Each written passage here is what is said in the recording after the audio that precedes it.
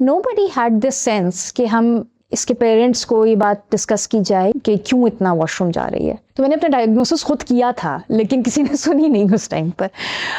और जब फ्लाई की है तो मैंने उस वक्त मुझे ऐसा लगा कि बस ये मेरी आखिरी सांसें हैं जो मैं इस टाइम ले रही हूँ, मुझे सांस नहीं आ रहा था। उस टाइम जो मेरा ब्लड ग्लूकोज का टेस्ट आया था वो 1200 प्लस था, और ब्लड ग्लूकोज की जो नॉर्मल रीडिंग है that should be under 140। Can you imagine कि जहाज़ जो है वो 5 मिनट की फ़्लाइट लेकर वापस लैंड कर गया कि मुल्तान में अचानक वेदर ख़राब हो गया। और मुझे ये पता है कि उस वक्त मेरी सिर्फ दुआ कबूल हुई थी। वेदर मुल्तान में कहाँ वेदर ख़राब होता है। बाद में मुझे दादा आए अपने ख्वाब में और उन्होंने मुझे कहा कि ज़िंदगी एक तुम्हारे ऊपर कर्ज है, इसमें अब तुमने कुछ करके दिखाना है।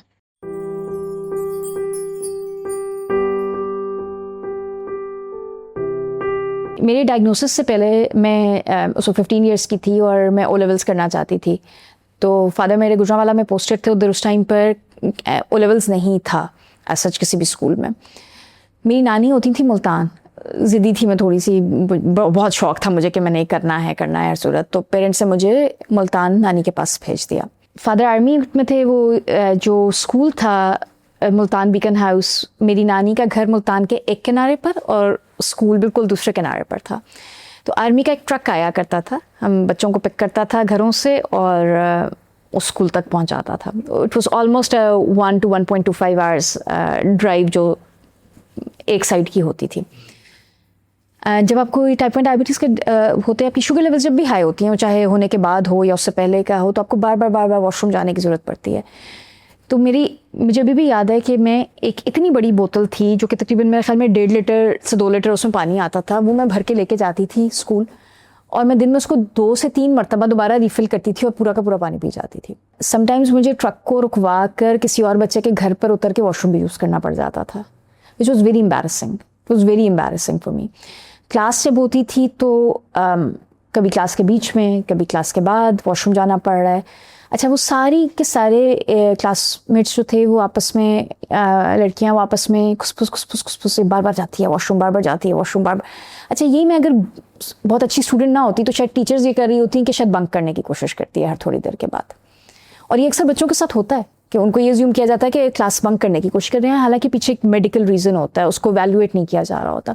तो बार बार जब मैं वॉशरूम जाती थी, वही पीछे एक थोड़ा सा मुझे लगता था कि गॉसिपिंग भी हो रही है और वो सारा कुछ, लेकिन नोबडी हैड दिस सेंस कि हम इसके पेरेंट्स को ये बात डिस्कस की जाए या किसी डॉक्टर से ये बात डिस्कस की जाए कि देयर इज़ समथिंग रॉन्ग, कि क्यों इतना वॉशरूम जा रही है। और मुझे याद है मेरी नानी की क्लिनिक थी अपनी उनके घर में, तो एक दिन वो बड़ी परेशानी में आई अपनी क्लिनिक से अंदर, और आकर उन्होंने कहा कि आज पहली बार ऐसा हुआ कि मैंने इतनी यंग एक लड़की देखी, उसको टाइप 1 डायबिटीज़ थी। उसको डायबिटीज़ थी, वो उन्होंने मुझे उस वक्त बताया कि टाइप 1 डायबिटीज़ थी और वो इंसुलिन पर है। कितने साल की बच्ची थी? 17 ईयर्स की लड़की थी। अच्छा, तो मैंने कहा नानी क्या सिम्टम्स होते हैं? ये मैं आई वॉज 15 ईयर्स ओल्ड है, ये मेरे डायग्नोसिस से कुछ महीने पहले की बात है। तो उन्होंने मुझे सिम्टम्स बताए, तो मैंने कहा इसका तो मतलब है कि मुझे भी टाइप 1 डायबिटीज़ है, तो सारे मुझ में भी हैं। तो नानी तो एकदम से एजिटेट हो गई ना, उन्होंने बोला तुम चुप करो, बिला वजह की बातें करती हो, फजूल। उन्होंने मुझे डांट ढूंढ के चुप करा दिया। तो मैंने अपना डायग्नोसिस खुद किया था, लेकिन किसी ने सुनी नहीं उस टाइम पर।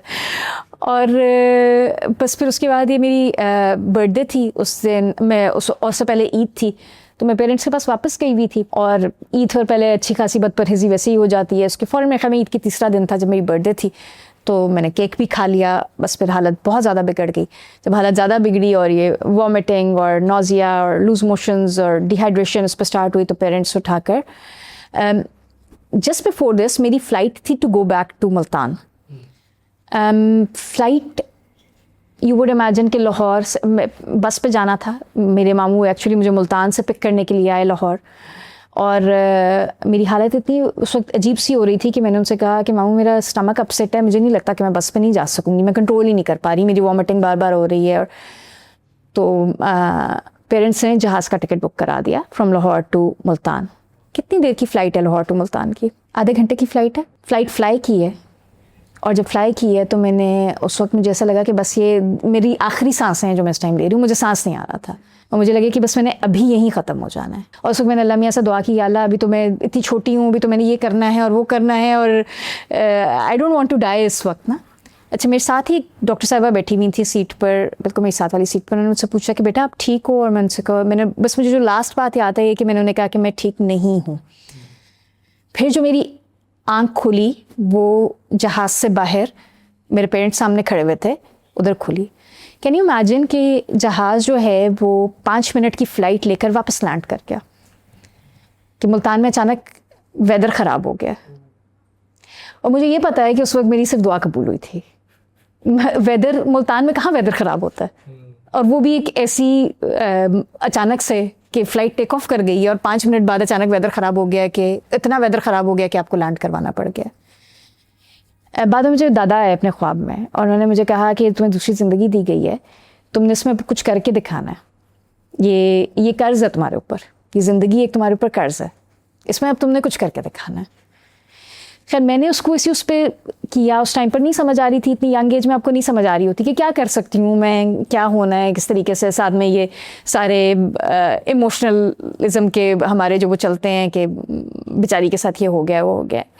आपका एक चैलेंज होता है डिजीज़ को मैनेज करने का, वो भी बहुत बड़ा चैलेंज है, फिर साथ में सोसाइटी को मैनेज करने का वो सेकेंडरी चैलेंज वो आ जाता है। आंखें मेरी इफेक्ट कोमा में चली गई। ये जब उस एयरपोर्ट से मेरे पेरेंट्स डायरेक्ट मुझे लेकर गए हॉस्पिटल लेके गए तो डॉक्टर्स ने ये समझा कि शायद इसका स्टमक अपसेट है, वॉमिटिंग हो रही है, डिहाइड्रेटेड भी है, कमज़ोर भी थी, वेट बहुत कम हो गया हुआ था।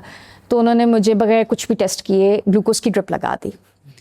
जब मुझे ग्लूकोज की ड्रिप लगाई और मेरी हालत मज़ीद बिगड़ गई, अम्मी अभी भी कहती हैं आंखें तुम्हारी धंस गई थी, हाथ पाँव टेढ़े हो गए थे बिल्कुल। मामा खुद खड़ी नहीं थी तो because she herself was a doctor के साथ खड़ी नहीं थी। और तो उस वक्त किसी एक को ख्याल आया कि इसकी शुगर किसी ने टेस्ट की है।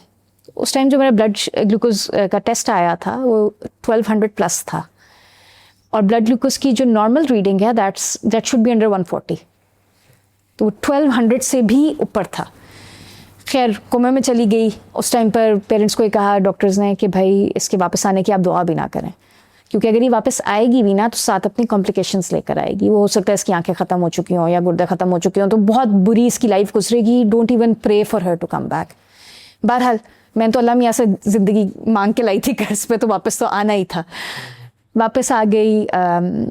और उस वक्त मुझे शायद उस वक्त तक जो ये कुछ बीच में दिन गुजरे उसमें मेरी नानी भी मुल्तान से आ गई नहीं थी। तो जब मैं होश में आ रही थी तो मुझे नानी के वर्ड्स याद हैं कि वो मामा को कह रही थी कि इसको बताना मत, ये बहुत परेशान हो जाएगी, बस चलने दो। तो मामा उनको ये कह रही थी कि वो इतनी इंक्विजिटिव है, ख़ुद से इतनी क्यूरियस है कि इससे कैसे छुपा सकते हैं हम ये बात।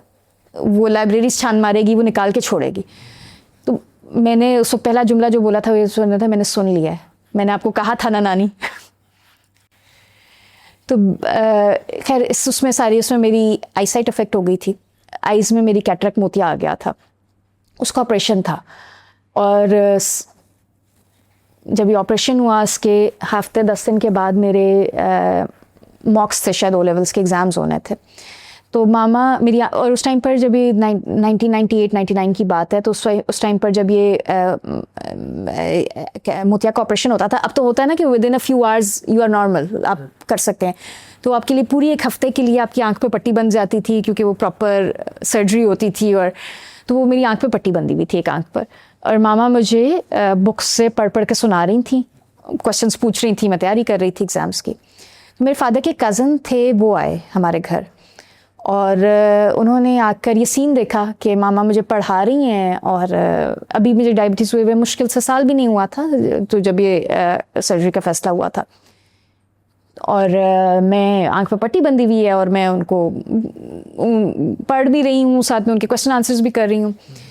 तो उन्होंने पापा को कहा कि क्यों इस पे जुल्म कर रहे हो, तुम लोग बीमार हो गई है, ऊपर से तुम लोग उसको इतना पढ़ा के अदमुआ कर रहे हो। इसने वैसी, अच्छा साथ में जो मैंने ओवर हेयर की बात वो ये थी कि वैसे ही उसके आंखें अफेक्ट हो गई हुई हैं, गुर्दे अफेक्ट हो जाएंगे, कितनी ज़िंदगी है, 5-7 साल की ज़िंदगी रह गई है, पता नहीं कितना जिएगी, तुम लोग उसको चिल करने दो।